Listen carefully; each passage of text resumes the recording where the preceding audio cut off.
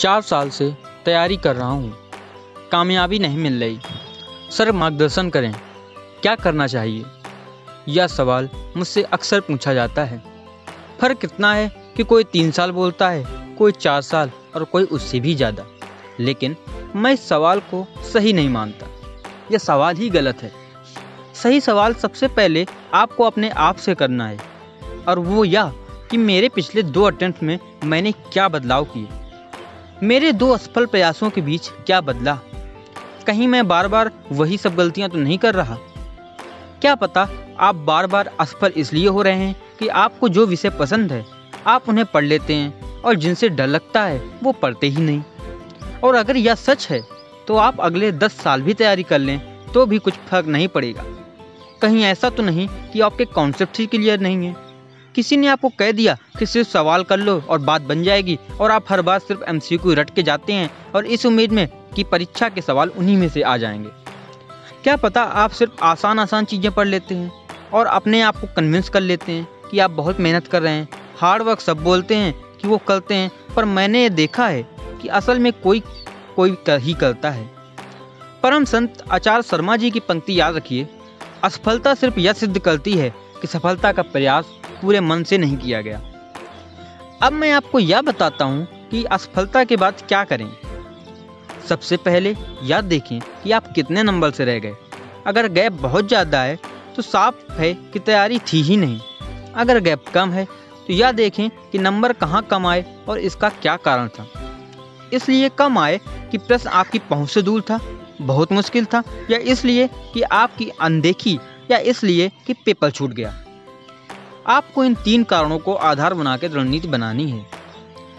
बार बार उसी तरह का अध्ययन करना और बार बार उन्हीं गलतियों को दोहराने को अभ्यास नहीं कहते। अभ्यास उसे कहते हैं कि अगले प्रयास में न सिर्फ वह विषय जिसमें आपकी जानकारी अच्छी है, बल्कि वह भी जिनमें आप कमज़ोर हैं, उनको मजबूत करने के लिए आपने भरपूर समय दिया हो और भरपूर प्रयास भी किया हो। पहले असफल प्रयास के बाद सबक लीजिए और जिन विषयों में आप सबसे ज़्यादा कमज़ोर हैं उन्हें सबसे पहले पढ़िए।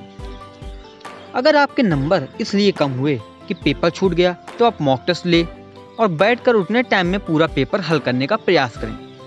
अगर पेपर 2 घंटे का है तो कोशिश करें कि 1 घंटा 45 मिनट में ही आप उसे कर पाएँ। सबसे पहले हमेशा वह प्रश्न करें जो आपको आता हो। अगर आपके नंबर इसीलिए कम हुए कि पेपर के सवाल आपकी क्षमता से बाहर थे, इसका मतलब आपने मुश्किल प्रश्नों का प्रयास ही नहीं किया। अगर आपके नंबर इसलिए कम हुए कि आपने अनदेखी की या कोई सिली मिस्टेक्स की, तो इसका मतलब यह कि आप या तो तनाव में थे या जल्दबाजी में।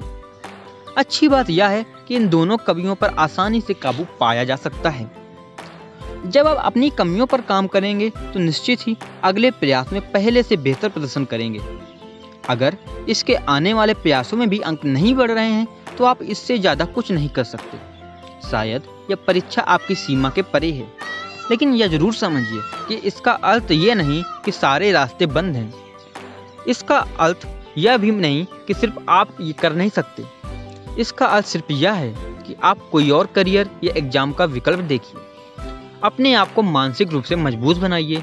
अगर आप एकदम श्योर हैं कि आपने अपना 100% दिया और कई बार दिया परंतु फिर भी आशातीत परिणाम नहीं आया, तो फिर आप इससे ज़्यादा कुछ और नहीं कर सकते, तो निश्चित ही आपको अन्य विकल्प खोजने चाहिए।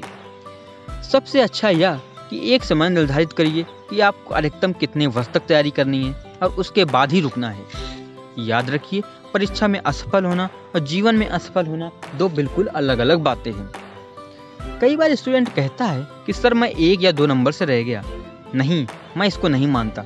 आप 1 नंबर से इसलिए रहे कि आपका कट ऑफ से 1 नंबर कम था। आप 1 नंबर से इसलिए नहीं रहे कि वास्तव में आपकी तैयारी सिर्फ 1 नंबर जितनी ही कम थी।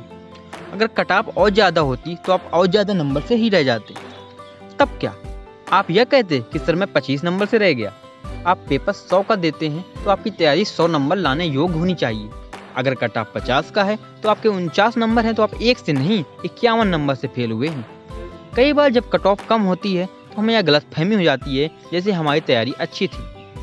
उम्मीद है मैं जो कहना चाहता था आप तक पहुंचा होगा।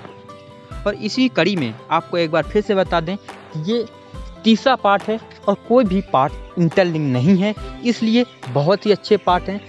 तो आगे भी ऐसी उम्मीदें करते रहिए। वीडियो को ज़रूर अंत तक देखने के लिए धन्यवाद।